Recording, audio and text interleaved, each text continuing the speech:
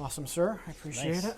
Yo, you reminded me of a story that I probably should have said while this was on. Did I ever tell you who my wife? We'll keep going. We'll my edit wife- it in. Oh, you later. can edit it. Yeah. Okay. Well, you This can will be in choose. the after. This will be the B-roll. So the night I met my wife, I was playing at a place called Terra Blues on Bleecker Street, Yep. right next to Yep. the bit around the Yep. stairs that go Yep. up. So I was the house drummer on Monday nights, and it was like an R&B thing. And I meet my wife, and we're talking that night, and she says to me, in broken English, and she goes, "I work for a drummer," and I was like, "Oh, really? Like where? Like here in New York City?" And she's like, "Yeah," and I said, "Oh, who is it? Maybe I probably know him if he's a drummer, lives here, right?" And she goes, "Max Roach."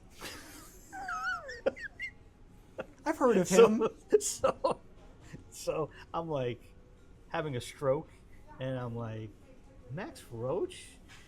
She said, "Yeah," and I said, "Is he an older guy?" Like I couldn't wrap my head around it. I didn't believe it, Yeah. you know.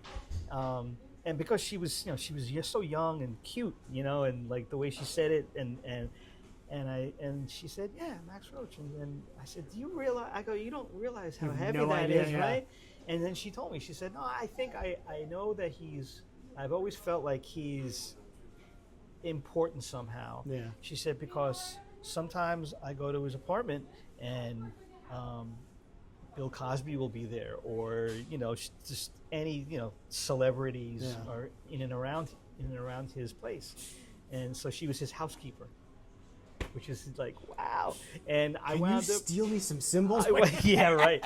But I wound up being able to, like, I was around him Oh, that's awesome. a decent amount. Yeah, you that's know. so cool. Yeah. And when he passed, I remember, when he passed, I was standing in the line. There was like hundreds and hundreds of people at this church on Riverside. I think it was Riverside on the west side of Manhattan. And right in front of me was Steve Jordan. He was one of the people in line. And we're standing with my wife, and we're like going up, and getting ready. And Max's daughter, Maxine, Yep. they spotted my wife, and they were like, "Fabiana!" And they ran out. And Steve, get out of the way. They're hugging her. They whisked her in. I completely stayed out. Yeah. I stayed out. But yeah, it was crazy to see. I even went to see Max's girlfriend at the time. She was a singer, Yeah. and we went to one of her gigs and sat with him, like in this little jazz club in That's the city. very cool. Yeah. Yeah, I remember he was up at UMass for a while in Amherst, and that was like when we were in high school. I think he was like the head of the jazz department or something. And we would, in high school, we're like, I wonder if we can just go up to like, see if we can like stalk him, and like see if he'll give us like some drumsticks or like a free lesson or something. We never went up, but I think like they have Jazz in July up there, and I think he did that for a while too. I think he was the head of Jazz in July, and then after he passed, clearly they didn't do that. But yeah, I think he was the head of the jazz department up at UMass Amherst for a while. So I'm sure he probably went from New York and just made the trip, once a week or whatever, go up and do your thing. I used to pick her up at his house. I mean, he lived in Central Park, 101 Central Park West, and I believe Elvin lived in the same building. Yeah, pretty insane. Imagine the stories those two must have had. I was going to ask you at Hart, did Joe Picaro ever teach there? Or did he do clinics there? He was there. He wasn't there when I was there, but he graduated, I believe, from Hart.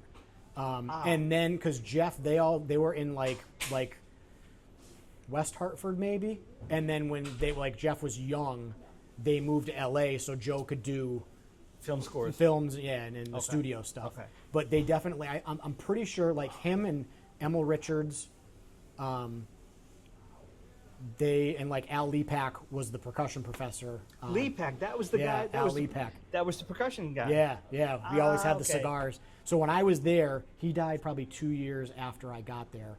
But freshman year, he came in and we did one of his percussion ensemble pieces, and it was me and my roommate played drum set, and it was like Al would come over. He's like, missed one of those. And I go, I know I missed the note. I'm sorry. It won't happen again. It was like, sorry.